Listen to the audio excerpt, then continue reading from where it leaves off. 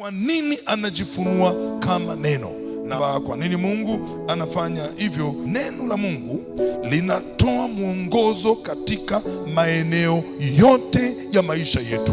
Hapo mwanzo palikuwa na neno, na neno alikuwa kwa Mungu, na pasipo huyo hakuna chochote kilichofanyika. Bwana Yesu asifiwe.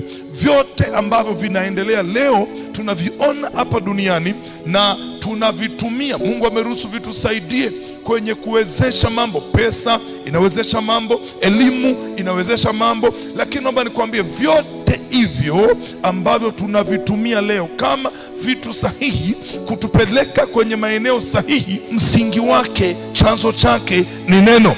Sasa kwa nini tunahitaji neno lituongoze katika vipindi mbalimbali vya majaribu? Ile Wakorintho wa kwanza 10:13, jaribu alikunipata mimi isipokuwa lililo kawaida yangu, ila Mungu ni mwaminifu, ambaye hata niacha nijaribiwe kupita nifanyaje?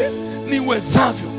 Huu ni ukiri. Bwana Yesu asifiwe. Unatoa jibu, unatoa mwongozo kwa wale wote ambao wanajafikia, wako kwenye hatua ya mwisho ya kuharibikiwa, kwa kusema nimefikia hapa kwa sababu ya majaribu, nimefikia hapa kwa sababu ya magonjwa, nimefikia hapa kwa sababu ya hili. Rafiki mpenzi, huo ni udhaifu na ni zao la kwa kweli ya kwamba ulikosa malezi sahihi ya Kikristo, ambayo tunaita ni maziwa yasiyoroshiwa ya tamanini hayo. Bwana Yesu asifiwe sana. Ulikosa.